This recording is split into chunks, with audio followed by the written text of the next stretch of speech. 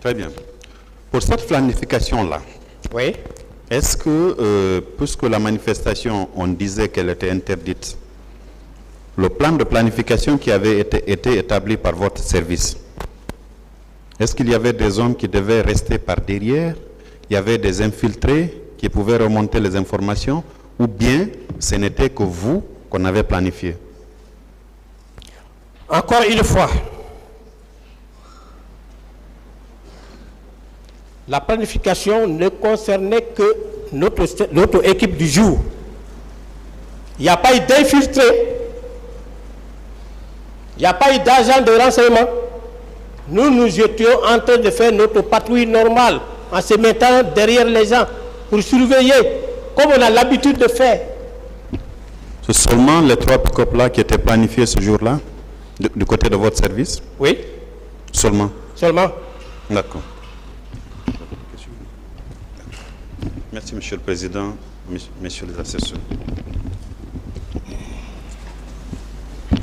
Merci, Monsieur le Président, honorables assesseurs. Monsieur Blaise Goumou, à la suite de mes distingués aînés, je vais vous poser un certain nombre de questions. Bien, Monsieur le Procureur. Merci. J'avoue qu'il y a un bon nombre de questions que je comptais vous poser, mais le tribunal et puis mes aînés ont déjà épuisé. Tout compte fait, votre passage suscite beaucoup d'interrogations. Donc, tout d'abord, M. Blaise Goumou, quel était votre agenda du 28 septembre 2009 lorsque vous sortiez de votre unité? Et moi, j'ai dit que quand je suis sorti, je suis allé en Co5. En Co5, j'ai logé vers Lambaye et aboutir à Amdalaï. Amdalaï, j'ai continué. Je partais même avec les manifestants. On est parti. J'ai pris la bretelle qui passe devant le domicile, l'ex-domicile du El Hadji Selou. Et j'ai continué pour aboutir au stade. C'était ça? Merci. Pendant ce itinéraire, quelle était l'atmosphère? Qu'est-ce que vous avez remarqué sur les voies que vous avez empruntées? Il y avait beaucoup de manifestants. Oui. Mais en réalité, je vous ai dit, l'atmosphère faisait bon enfant pour moi.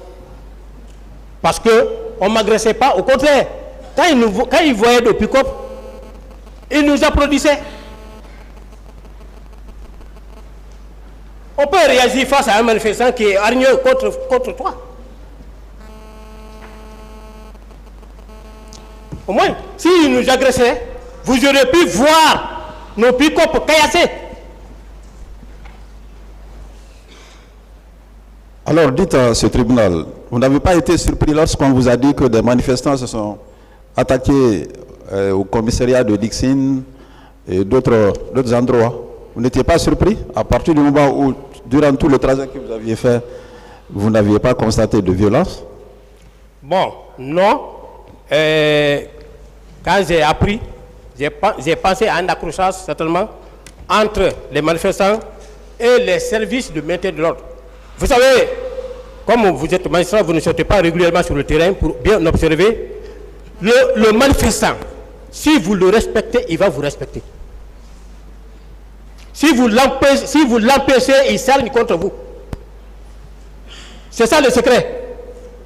Moi seul, à 10 décembre, le procureur Niaï, M. El Hadji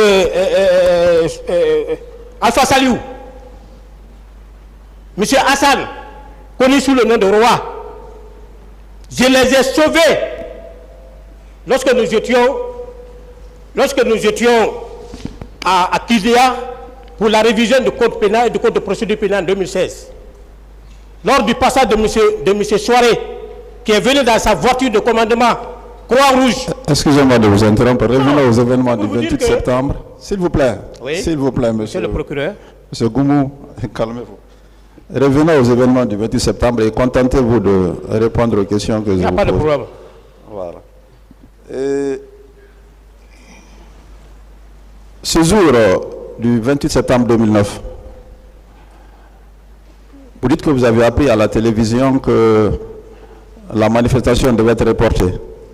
Oui, c'est une information que j'ai reçue. C'est à la dernière minute que vous avez appris que finalement cette manifestation devait avoir lieu. N'est-ce pas? Vous dites? Après avoir reçu l'information la veille, qui vous a informé que finalement cette manifestation devait se tenir au stade du 28 septembre? Moi, je n'ai pas dit, quelqu'un m'a dit que finalement les manifestations devraient avoir lieu. J'ai dit, ça a été reporté, il y a un communiqué qui est passé pour reporter. Deuxièmement, c'était du jour. Malheureusement, c'est ce que je dis. Si je n'étais pas planifié ce jour, peut-être que ce qui est arrivé, ça n'allait pas arriver. Alors que c'est un fait qu'on faisait régulièrement. Moi, je suis venu, j'ai trouvé ma planification. Il y avait des gens qui étaient planifiés pour la garde, ils ne sont pas sortis, ils sont restés. J'ai commencé à faire ma patrouille normale. C'est dans ça que je suis tombé à Amdala, j'ai vu la masse, venir. C'est là que je me suis rendu compte que donc la manifestation là, finalement, ça a eu lieu. Et quand je suis venu à Amdala, les gens qui venaient vers Koja, ils m'ont vu. Imagine un seul pick-up qui est au milieu des grands manifestants comme ça, qui ne t'agresse pas parce que j'étais en tenue. La particularité de nos tenues faisait que les gens avaient du respect scrupuleux pour nous. Partout où ils nous voient, c'était du respect. Mais quelqu'un qui vous respecte, comment vous allez lui faire du mal? Quand même. Vous voulez nous faire comprendre que c'est à tout hasard que vous êtes venu au stade du 28 septembre, puisque vous dites que vous n'avez personne ne vous a informé.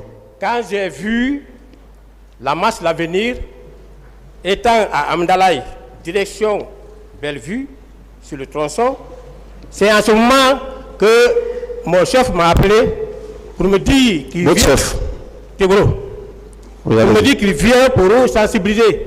Et j'ai même dit dans ma déposition, ça, il était habitué à ça. Nous étions habitués à ça, à sensibiliser les manifestations. De Bellevue, jusque là-bas, il n'y a pas eu de problème. Si Toumba n'était pas venu, je ne serais pas là aujourd'hui. Laissez Toumba tranquille. Vous êtes accusé au même titre que Toumba. Oui, mais... Contentez-vous de vous défendre.